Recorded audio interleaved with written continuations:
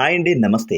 ప్రపంచవ్యాప్తంగా అందరూ నివ్వెరపోయేలా ఇజ్రాయెల్ దేశంపై హమాస్ సభ్యులు జరిపిన దారుణ సంఘటనలు మరియు ప్రతిదాడుల వెనుక ఉన్న చేదు నిజాల గురించి ఇప్పుడు తెలుసుకుందాం. ఈ వీడియోని పూర్తిగా చూసి ఇజ్రాయెల్ దేశానికి పాలస్తీనా భూభాగంలో ఉన్న హమాస్ సభ్యులకు మధ్య ఉన్న వివాదాల గురించి పూర్తి సమాచారం తెలుసుకుని ఈ వీడియో నచ్చినట్లయితే సబ్స్క్రైబ్ చేసుకోండి. ఈ గొడవల వెనుక ఉన్న కారణాలు, ఇజ్రాయెల్ మరియు పాలస్తీనా దాని మిత్ర దేశాలకు వివాదాలు ఎప్పుడు ఎక్కడ ఎలా ప్రారంభమయ్యాయో ఇప్పుడు తెలుసుకుందాం. క్రీస్తు పూర్వం ప్రస్తుతం ఉన్న ఇజ్రాయెల్ మరియు పాలస్తీనా భూభాగంలో ఒకప్పుడు యూదులకు దేవునిగా పేర్కొనబడే యెహోవా వారిని అనుసరించే తెగలకు పెద్దగా భావించే అబ్రహంకి ఇద్దరు కుమారులు, ఒకరు ఇసాక్ మరియు రెండవ వారు ఇస్మాయిల్ తన కుటుంబంతో తన మార్గంలో వెళ్లిపోవడంతో ఇసాక్ యూదులకు దైవంగా భావించే యెహోవా ఆజ్ఞలను అనుసరించి నడుచుకునేవారు. ఇసాకు కూడా ఇద్దరు కుమారులు ఉన్నారు, ఒకరు యోకోబ్ మరియు ఏసావు. యోకోబ్ కి 12 మంది కుమారులు, వారి పేర్లు గోత్రాలుగా మారి 12 రాజ్యాలతో ఇజ్రాయెల్ రాజ్యం ఏర్పాటు అయింది. తదనంతరం వచ్చిన రాజుల్లో సాలోమోన్ యూదులకు దేవుడు అయిన యెహోవాకు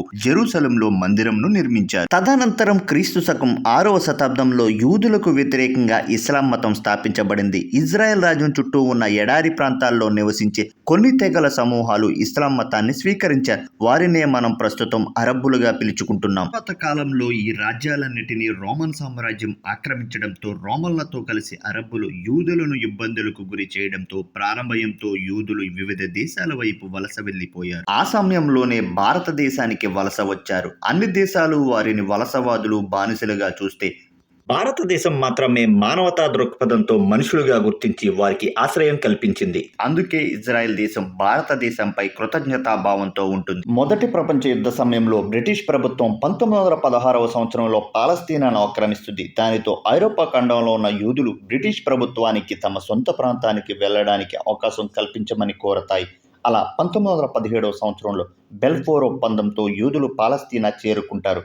కానీ అప్పటికే ఆ ప్రాంతంలో స్థిరపడిపోయిన అరబ్బులకు వీరి రాక ఇబ్బందిగా మారడంతో ఇద్దరి మధ్య గొడవలు ప్రారంభమవుతాయి. దానితో బ్రిటిష్ ప్రభుత్వం యూదులను పాలస్తీనా వెళ్లడం నిషేధిస్తుంది. తదనంతర కాలంలో 1930 సంవత్సరంలో బ్రిటిష్ ప్రభుత్వానికి వ్యతిరేకంగా జర్మనీలో నాజీ కూటమి ఏర్పాటవుతుంది. ఈ నాజీల వ్యతిరేక పోరాటం కాస్త చివరికి రెండవ ప్రపంచ యుద్ధానికి దారితీస్తుంది. జర్మనీ మరియు జపాన్లు బ్రిటన్ కి వ్యతిరేకంగా 1939 నుండి 1945 సంవత్సరాల మధ్య రెండవ ప్రపంచ యుద్ధ సమయంలో హిట్లర్ నేతృత్వంలోని జర్మనీ యూరోప్ ని ఆక్రమిస్తుంది. యూదులు అంటే మొదటి నుంచి ఇష్టం లేని హిట్లర్ హాలోకాస్ట్ లేదా కాన్సంట్రేషన్ క్యాంప్స్ లో సుమారుగా 60 లక్షల మంది యూదులను ఊచకోత కోశారు. మిగిలిన యూదులు ప్రాణభయంతో బ్రిటిష్ ఆధీనంలో ఉన్న పాలస్తీనా వెళ్లడానికి అనుమతి కోరతారు. అలా ముందు వెళ్లి స్థిరపడిన యూదులతో వీరు కలవడంతో వారి ఆధిపత్యం పెరగడం ప్రారంభమవడం, అప్పటికే స్థానికంగా నివసిస్తున్న ప్రజలు అయిన అరబ్బులు యూదులతో నిత్యం గొడవ పడడం, యూదులకు సొంత దేశం ఉంటే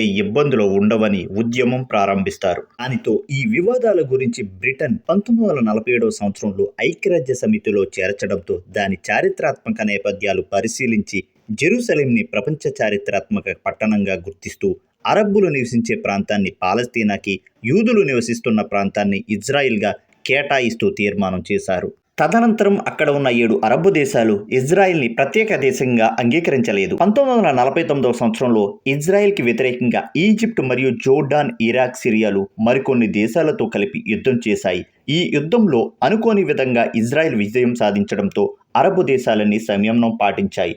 కానీ మళ్ళీ 1967వ సంవత్సరంలో ఈజిప్ట్ మరియు జోర్డాన్, సిరియాలు ఇజ్రాయెల్పై యుద్ధం చేసి ఓడిపోవడంతో సిరియా నుండి గోలాన్ హైట్స్ అనే ప్రాంతాన్ని, జోర్డాన్ మరియు పాలస్తీనా నుండి వెస్ట్ బ్యాంక్ మరియు ఈస్ట్ జెరూసలేంను, ఈజిప్ట్ నుంచి సీనాయి ద్వీపకల్పంను, గాజా స్ట్రిప్ అనే ప్రాంతాన్ని ఇజ్రాయెల్ ఆక్రమిస్తుంది. ఈ యుద్ధం అనంతరం 1979వ సంవత్సరంలో ఈజిప్ట్ ఇజ్రాయెల్తో శాంతి ఒప్పందం చేసుకుని తమ భూభాగానికి చెందిన సీనాయి ద్వీపకల్పం తిరిగి ఇచ్చేస్తే ఇజ్రాయెల్ని ప్రత్యేక దేశంగా అంగీకరిస్తామని ఒప్పందం చేసుకున్నారు. అలా గాజా స్ట్రిప్ అనే ప్రాంతాన్ని పాలస్తీనాకి ఇస్తుంది. అసలు హమాస్ గ్రూప్ అంటే ఏమిటి?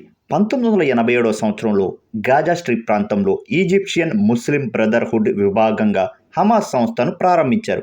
హర్కత్ al Muqawama al Islamiya, Islamic resistance movement అని అర్థం. హమాస్ అంటే ఉత్సాహం, పాలస్తీనాకి విముక్తి కల్పించడం. నిజానికి ఇజ్రాయెల్ అనే దేశమే లేదు, పాలస్తీనా మాత్రమే ఉండేది అని ఇజ్రాయెల్ ఆక్రమించిన భూభాగాలను కలిపి ఇస్లామిక్ రాజ్యాన్ని స్థాపించడం ఈ లక్ష్యమని హమాస్ పేర్కొంది. అందులో భాగంగా ఇజ్రాయెల్కి ఒక ప్రతిపాదన పెట్టింది. 1967కు ముందు ఉన్న సరిహద్దుల ప్రకారం ఉండడంతో పాటు నష్టపరిహారం చెల్లించాలని, పాలస్తీనా శరణార్థులను తిరిగి రావడానికి అనుమతిస్తే తాము ముస్లిం బ్రదర్హుడ్లకు స్వస్తి చెబుతామన్నారు. కానీ ఈ వాదనలను ఇజ్రాయెల్ ప్రభుత్వం తోసిపుచ్చడంతో రెండు వైపులా భీకర దాడులు ప్రారంభమయ్యాయి. అలానే 1990 సంవత్సరంలో పారామిలిటరీ సంస్థగా ఫతా ఏర్పడింది. 1967 సరిహద్దుల ప్రకారం ఇజ్రాయెల్ మరియు పాలస్తీనా రాజ్యాలను నిర్మించాలనే యుఎన్ భద్రతా మండలి తీర్మానానికి మద్దతు ఇచ్చింది. ఫతా లౌకికవాదాన్ని అనుసరిస్తూ చర్చల ద్వారా పరిష్కరించాలని కోరుకుంది. ఫతా మరియు హమాస్ కూడా అంతర్యుద్ధాలు జరిగిన తర్వాత కాలంలో ఇంటిఫాదా అనే నినాదంతో కలిసి పనిచేయాలని అనుకోవడంతో 2011 సంవత్సరంలో ఇజ్రాయెల్ హమాస్ సంస్థపై ఆపరేషన్ ప్రొటెక్టివ్ ఎడ్జ్ అనే పేరు పెట్టి దాడి చేయడంతో అప్పటి నుండి ఇరువైపులా భీకర దాడులు ప్రారంభమయ్యాయి.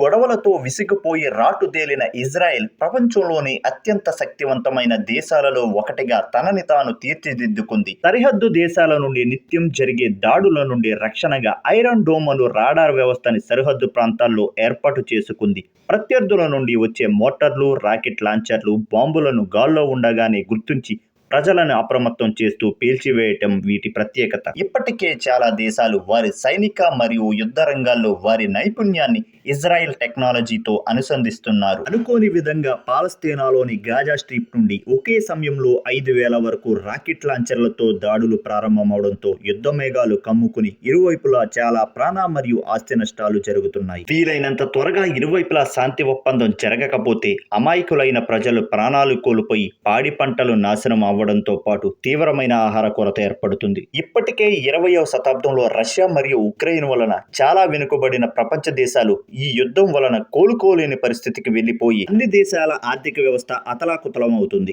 ఇజ్రాయెల్ మరియు హమాస్ పాలస్తీనాల గురించి పూర్తి సమాచారం తెలుసుకున్నారని ఆశిస్తూ మీకు ఈ వీడియో నచ్చినట్లయితే సబ్స్క్రైబ్ చేసుకుని లైక్ చేసి షేర్ చేయండి.